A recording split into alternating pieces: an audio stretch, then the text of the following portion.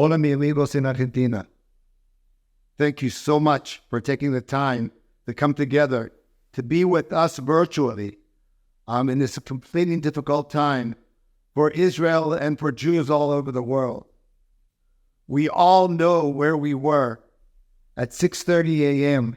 on October 7th, 2023, when we started hearing the sirens, and we started seeing the news reports of what was happening around the Gaza, only 40 kilometers from our university here in Beersheba.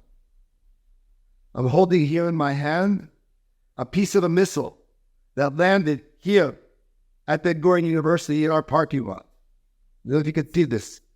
Thousands of missiles coming. We know about this danger all the time, but none of us had imagined the horror that would happen on that day. Over 1,200 killed, over 200 kidnapped, and this awful wave of anti-Semitism that is sweeping the world. Here at Ben-Gurión University, we haven't been spared. Over 80 members of our community were brutally murdered on that day. 4 of our students were taken hostage, and over 600 of our employees and our students are now refugees, displaced persons living in hotels throughout Israel because their homes around the Gaza Strip have been burned and they've been displaced. But in the same time of this horror, the DNA of Ben-Gurión University was quickly expressed, and we all came together for the future of Israel and for the future of the Negev.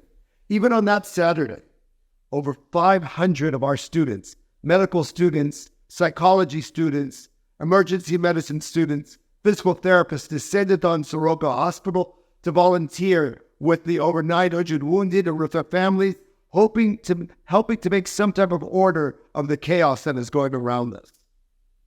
Within 48 hours, we had several logistics centers set up by our students, which were distributing food and clothes and toiletry and toys to the people who had been displaced and to the soldiers who were immediately called up to serve to protect our country. Today at Ben-Gurión University, over 4,000 of our students are in reserves, and this includes over 1,500 female students. 1/3 of the reservists are women today. We hear the sounds of the war, and the sound that I most dread hearing nowadays isn't the sirens, but it's the helicopters. Because the helicopters, the medevac helicopters, coming over my office, just going that direction, bringing the wounded into Soroka Hospital.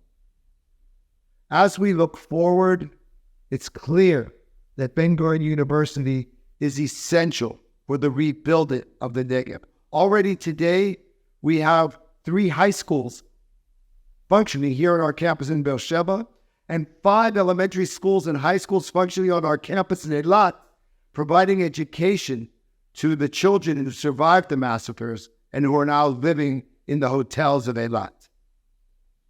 As we build the future of the Negev, we build the future of Israel, we're going to need the physicians, the psychologists, the high-techists, the computer scientists, the teachers who our graduates are here at Ben-Gurión University. I'm so thankful for the incredibly quick support that you've given us.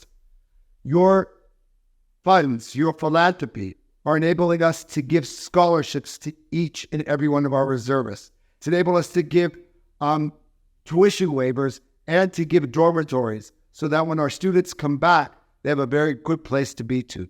So that we have the psychological service, the sports services, the social services to enable our students to get through this trauma and to continue on their mission, the Zionist mission of building the Negev. Thank you so much. Toda rabah.